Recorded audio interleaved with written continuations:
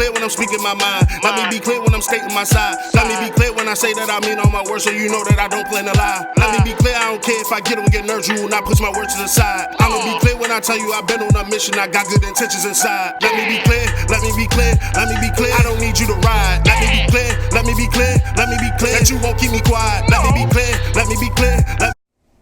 Hey y'all. Hey guys. Welcome to this week's episode of Let's Be Clear with Janika and Doc. Welcome back. Welcome back. How you doing? I'm alright. Okay. It's sunny today. It's still cold. But cold where we are. Cold. Yeah, we're in the Northeast. All right, folks. Let's go on and dive in. We have a lot to discuss.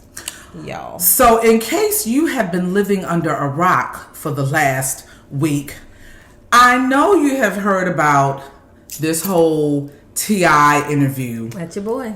Where Mr. Tip Honey, Mr. T.I., where he said he checks his daughter's hymen. And so that where he goes... Wait, let me rephrase. Oh, he goes... That sounds real bad, y'all. He goes to his daughter's yearly gynecological appointment with her. And checks her hymen.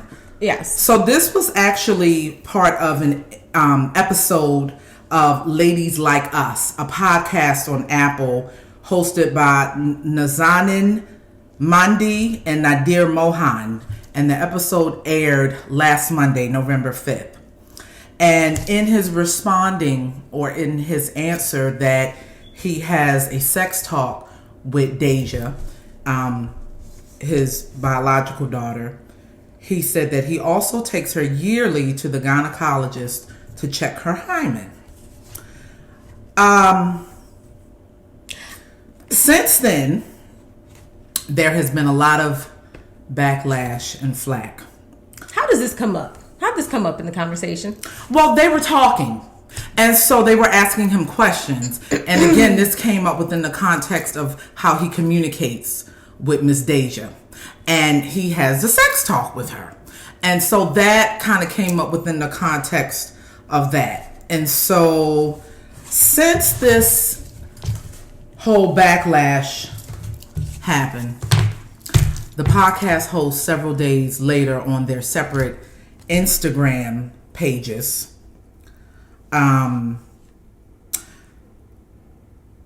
regarding their laughing at T.I.'s response, because it was like that kind of laugh. They said that response was a knee-jerk reaction. I can understand that. To an uncomfortable topic. And I get that, because listen, my mother just told me about an incident on a recent episode of Strahan, Sarah, and Kiki, GMA3, when one of the guests said something very inappropriate, in her opinion, to Sarah. And it caught Sarah so off guard, in my mom's opinion, that Sarah just sat there with this look on her face. And so for us doing this, I get how sometimes when you're in the moment and stuff catches you off guard, especially when you're putting yourself out there like this. Y'all can be something else as viewers. Sometimes a little unforgiving, but that is what it is. But, so I get the knee-jerk response. I get to that. a degree. I think, outside of even the platform, how many times have people said things to you, whether in any context, but like, let's say at work, and someone says something and you don't know how to respond because you don't want to be, you don't really want to go there. You don't want to be unprofessional. You don't want to say things you shouldn't say, or whatever the case is. So you kind of have this weird reaction, and you think about it later and you're like, I shouldn't have said that. I should have done it this way. And you replay the situation. You're like, I could have done it so many different ways. Awkward laughter is awkward laughter. Like, I'm not super upset about that. Like, I'm going to tell you what threw me off, though, about that. As women, I was a bit shocked by that. In the sense of, here you have potentially somebody saying something that flies in the face of maybe a lot of your beliefs, and you can't believe a man, nonetheless, saying something like that about another woman who just happens to be his daughter.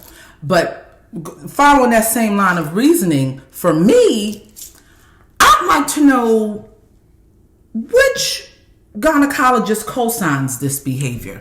That was the issue for me. So, because when he talks about it, and he goes into more detail on the kind of what the doctor says and how they're in the room, and the doctor explains to Deja, you have to sign this, and da-da-da-da-da. And pretty much Tia's like, listen, you got to sign this so the doctor can tell me the results, blah, blah, blah. The three of them were together, right? So as a healthcare professional, why would you do that? Right? That's like me asking a woman, does your husband beat you in front of him? And so for me, back to the nervous laughter and kind of the stuckness in the moment, is it the gravity of T.I. and his celebrity that maybe caught the guests off guard? Maybe.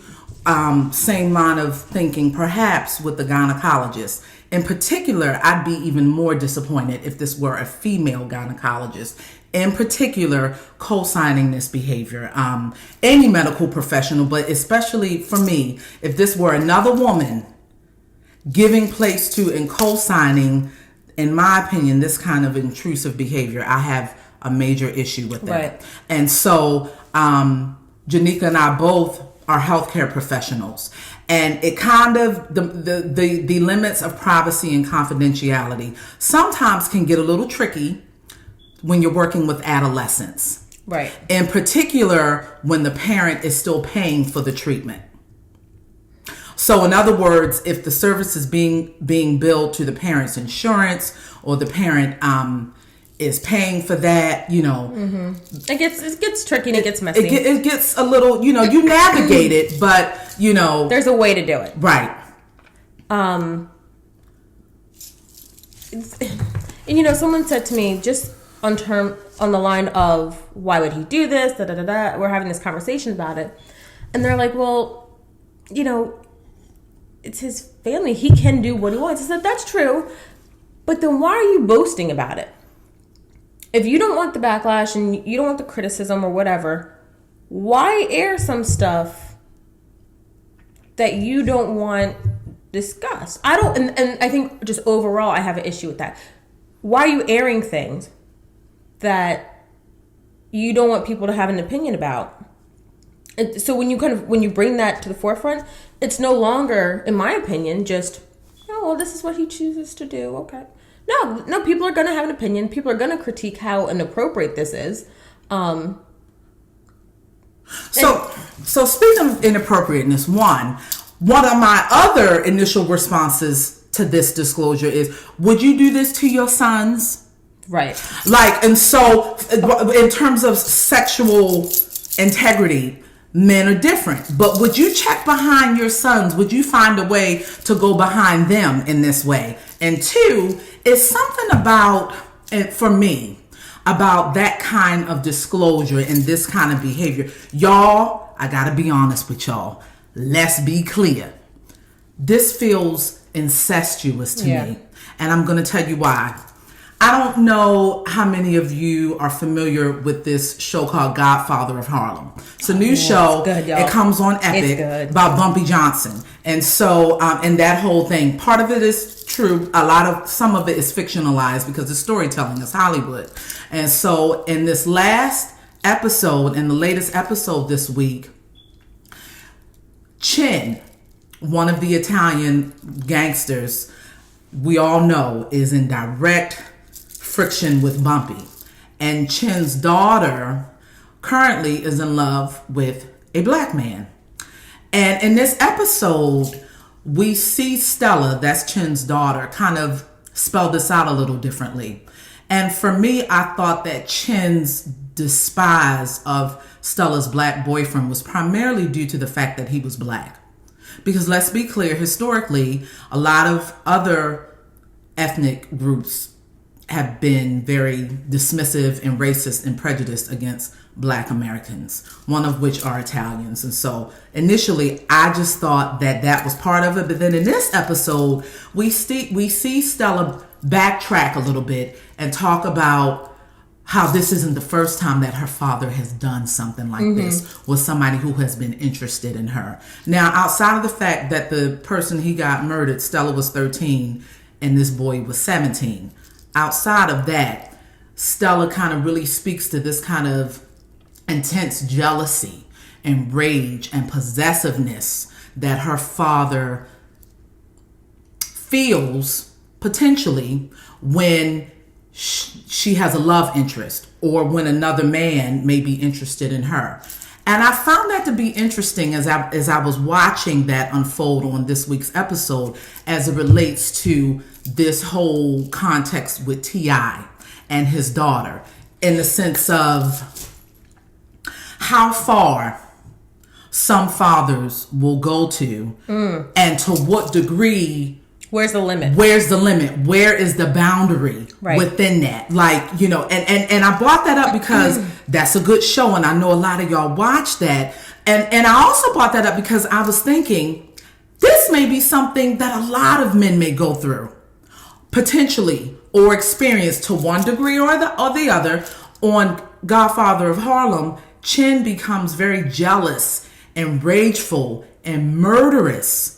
Here we have with T.I., his daughter her body is not her own. He literally polices it constantly to the point of having other people now kind of enforcing co-sign that with him. Right? And so here we have two different situations, one fictionalized, one real life. I know Hollywood is small, but the creators and producers of this show, what I'm getting at is I wonder if this is something that is more universal than we think. This kind of struggle that a lot of some fathers may feel.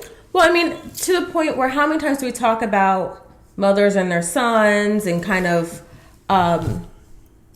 elevating them to that little boyfriend status, or right, wrong, or indifferent? That is always a topic of conversation. Yes, we never really talk about fathers and daughters. There you go. And the reality is it happens. And this is a prime example of how you are policing your daughter's body and her sexuality and watching it the same way and jealous of it the same way you would a girlfriend or a wife. And that to me is what feels incestuous. Right. Like, because this is your daughter. Boundary violation. Let's be clear, this is your daughter. So what makes it incestuous is that relationship. Yes. We're not talking about some other, being an older man dating a younger woman, because in those cases it's okay. Oh, she's 18. It's legal. It's okay.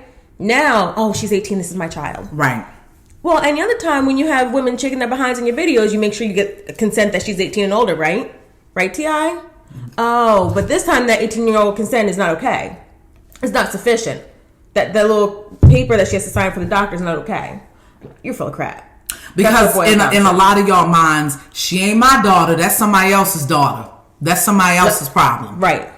And so... Which is still a problem. Side note, I don't mean to cut you off, but that's still the problem. In my opinion, it doesn't matter whose daughter it is. She's still a person. Right? But for women, we're only seen in terms of who we're related to. Someone's daughter, someone's sister, someone's girlfriend. How many times have y'all been hit on and say, no thank you, I'm not, I got a man. Oh, okay.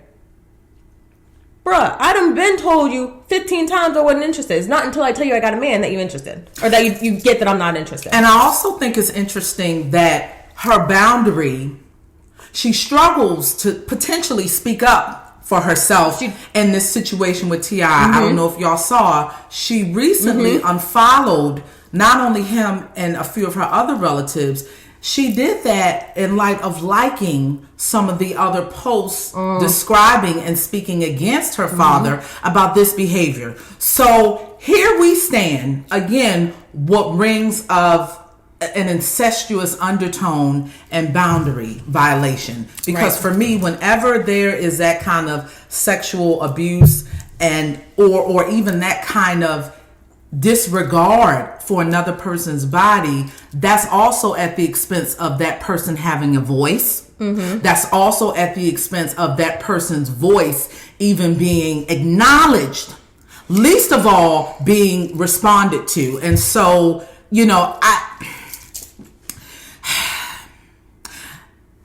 just this whole thing, I'm like, y'all, we got to do better. And also for me, I think sometimes fathers may police their daughters' bodies in this way, and they may violate boundaries or go too far because maybe karma. Some of you guys afraid of the chickens coming home to roost. In other words, y'all know potentially how you may have treated women. And so God forbid your daughter interact or come across with another man that potentially tries to violate, disrespect, objectify, run through her. Stop yelling. No, I do that for effect. They hear okay? you. It's effect. Y'all know what I'm talking about. And don't let me, close my eyes when we talk. You know when we do that, we serious. And don't let me get to hand clapping up in Girl, here. the echo. I'm done. But y'all know what I'm getting at. Right. And I think part of that potentially for fathers when it comes to their daughters, the sense or the idea that their daughters, their precious beloved daughters, babies, and their daughters' little flowers, our virginities may somehow be violated or disrespected by another man the way that they potentially have treated women. Chris Rock said it, that when you have girls, you have one job. Keep her off the pole. And I get it, hee hee ha ha, jokes, yada yada. There's a limit. This is well past that limit, right? I get you want to teach your children boundaries, teach them morals, all these wonderful qualities. Her being on the pole does not void those qualities. Let's keep that in mind. But that's an exaggeration. Right, I get that. But this is... Most of us don't wind up on the pole. Right. Most of us. But this kind of policing and violation, this is well beyond someone objectifying your daughter on a pole. You have just put her in the most vulnerable position any man has ever put her in. Let's make this really, really plain. Not only do you take her to these appointments and violate her boundaries, her personal space, her privacy, you have just put her for the world to do it. So you worried about putting her on a pole and let someone watch her in a voyeuristic kind of way. You just talked about this girl's hymen. You've already led the sheep to the slaughter, so to speak. Yes. First of all, no. You are the slaughter. Let me be really clear. You are the slaughter, sir. You've co-signed it. You've allowed it. So how do you undo the damage that you have done? You better hope and pray that your wife has taught her better morals than you, sir, because you have done a whole lot of damage. And also related to that point, you guys, again, I brought up Godfather of Harlem because we see, to me, that was a huge parallel. So I think this is an issue potentially that a lot of fathers may struggle with when it comes to their daughters.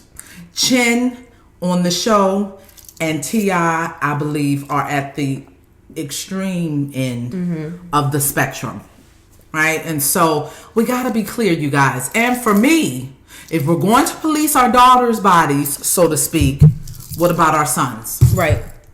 And that's also one of the things that irritated me about this. Right. Like, really?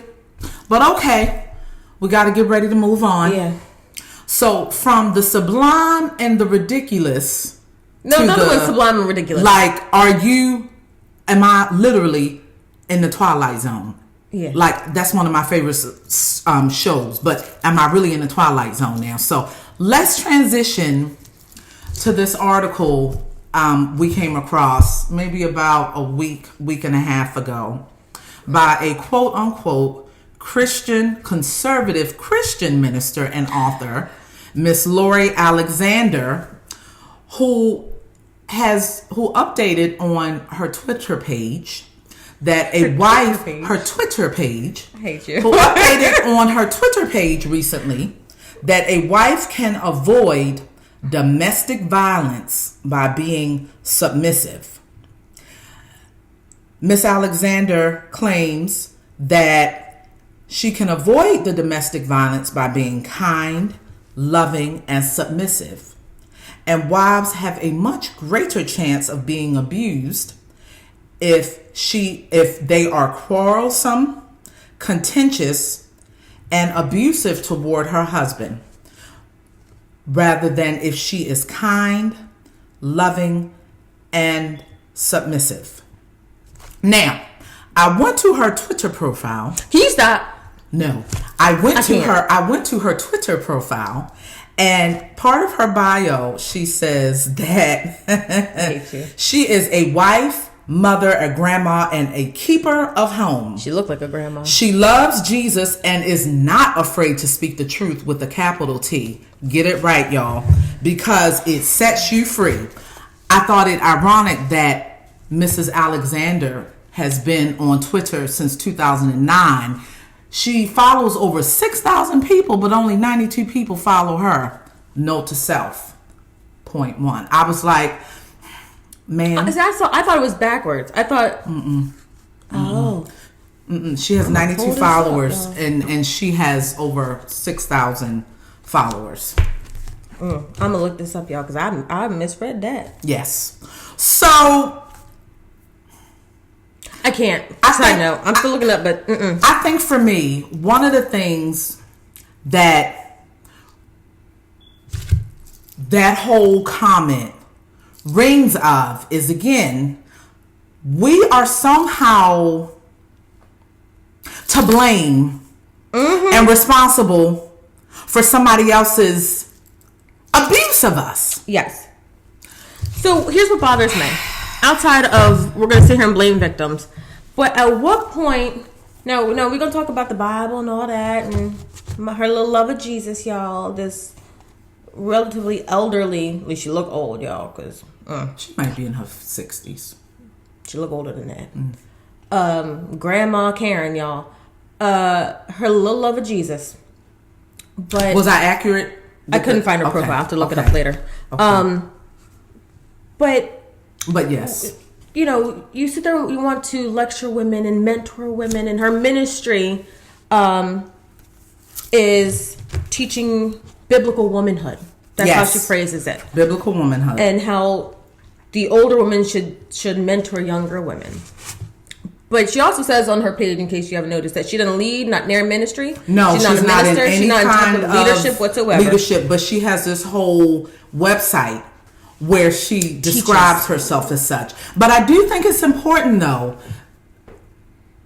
We are responsible for our own victimization, because that is a message constantly that I believe we as women are fed, and to me it disgusts me, and I find it nauseating, and I find it an absolute bastardization. Yes, I said that, a bastardization of Christianity. Because here we go again, we have this very patriarchal, dominating view of our faith, of who our higher power is, and that somehow we're going to Bible beat women with this distorted, warped view of who God says we are.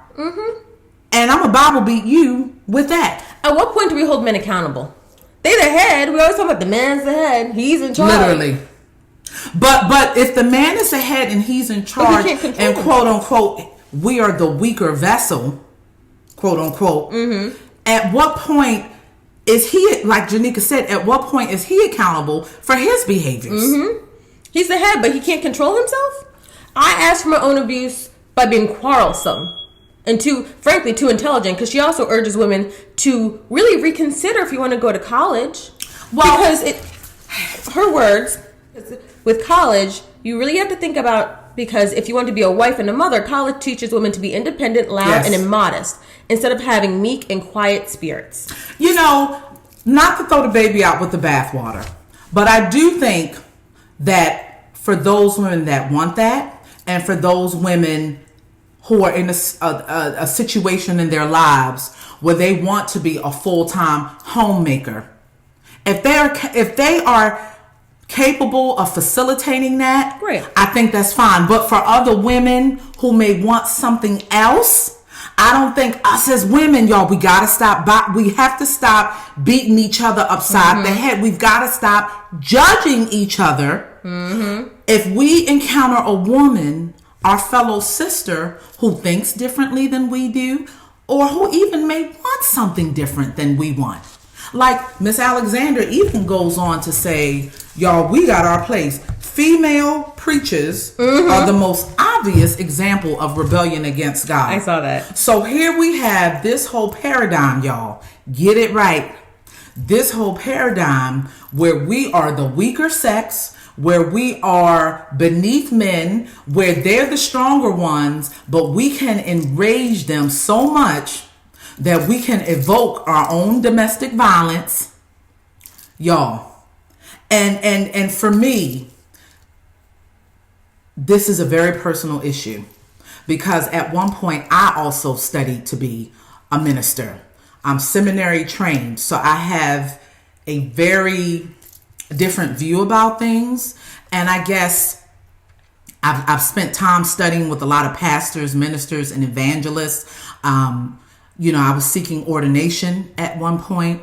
And for me, I don't like any doctrine or theology or people who misuse and abuse their position and misrepresent and misinterpret a doctrine and theology that cosigns another person's subjugation, degradation, and abuse. Mm-hmm. And to me, that is the ultimate bastardization of Christianity.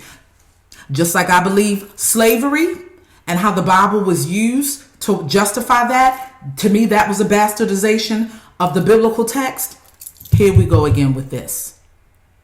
When are we as women going to stop doing this to each other? When? To what degree? I am all for, if you want to be a stay-at-home mom and a homemaker, cool. I remember being in an undergrad and having a girl say, this is great, but I really just want to be a mom. And I didn't understand it. But cool, do you? That's not my calling. It's not. Mm-hmm. If I had children, that would never be my calling, right? But this woman talks about the sin of the working mother. Literally. And because she even said that your place is at home with your children and God will provide related to that. Now, I'm sorry, ma'am, but you have not because you ask not.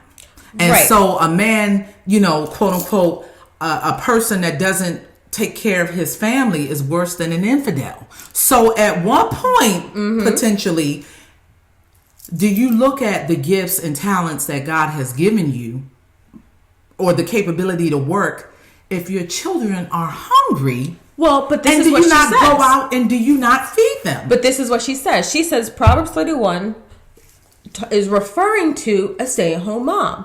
Read that again, y'all. It talks about a woman who goes out and works. It talks about a woman who buys a field with her money. It don't say nothing about no man. It don't say nothing about her husband. Right. I think it says her husband calls her blessed at the end. But it talks about what she does. Yes. It don't talk about what she does for with him, from him. Yes. It says nothing about in relation to anybody. Yes. It's about her capabilities. It's about what kind of woman she is. It has nothing to do with where she does things. It doesn't say she folds laundry and does the dishes and vacuums the floors. And she's a good little stay-at-home mom, y'all. She's a good little wife. She's a good little housekeeper. And that's, again, not to minimize any woman who wants that. I know plenty of women who feel called to that, and that's what they love.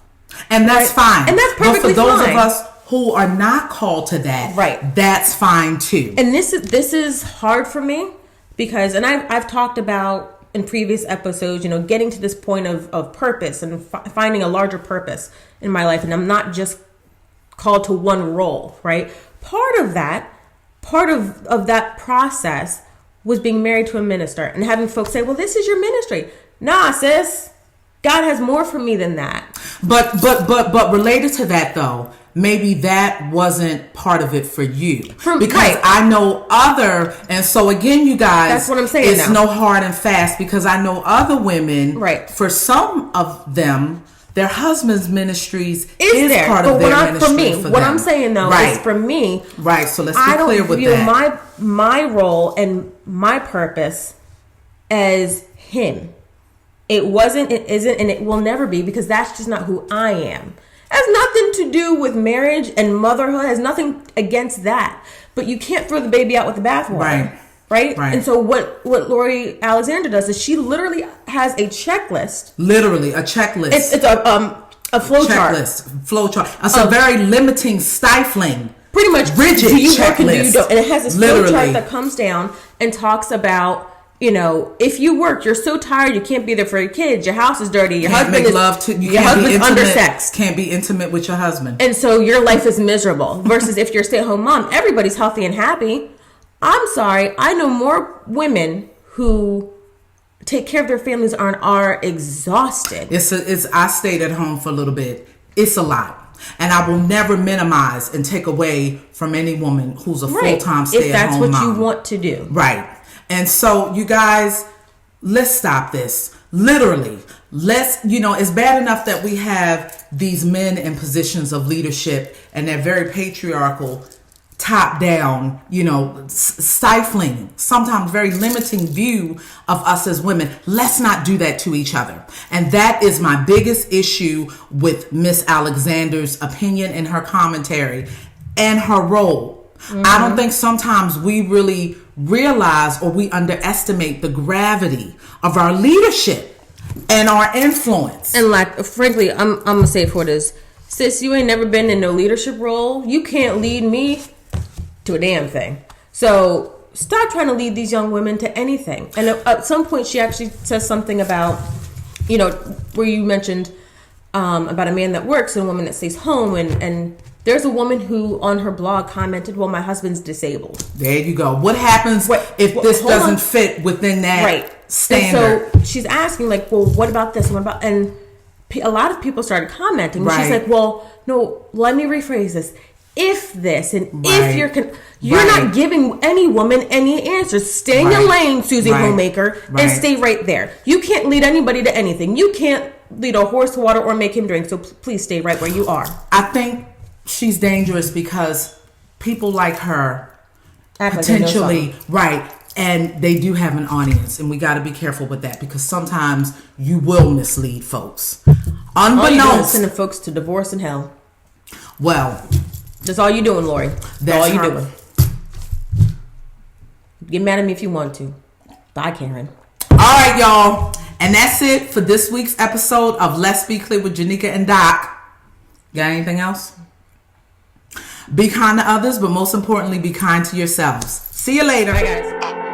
Let me be clear when I'm speaking my mind. Let me be clear when I'm stating my side. Let me be clear when I say that I mean all my words, so you know that I don't plan to lie. Let me be clear, I don't care if I get nerves, you will not push my words to the side. I'ma be clear when I tell you I've been on a mission, I got good intentions inside. Let me be clear, let me be clear, let me be clear. I don't need you to ride. Let me be clear, let me be clear, let me be clear that you won't keep me quiet. Let me be clear, let me be clear, let me be clear. I don't care about the climate. Let me be clear, let me be clear, let me be clear that you all are invited. Let me be clear that I see all the violence getting so bad that it's breaking my silence. We got some leaders that's always been steering us wrong. To be honest, we need a new pilot. You need some help, I ain't talking about sirens. Hope I can bring to your life some new guidance. Lately our world has been constantly going astray. To be real, everybody been wildin'. Once I was asleep, maybe I was just drunk. How did we end up with President Trump? Was he really voted or we out of luck? Did he pay the Russians to give him a bump? Somebody just tell me I really been stuck. I've been banging my head to the point I got lumps. If you justify that, then you cracking me up. If you don't like my work, then I don't give a cluck. Amazon getting wild, I ain't talking about prime. Brazilian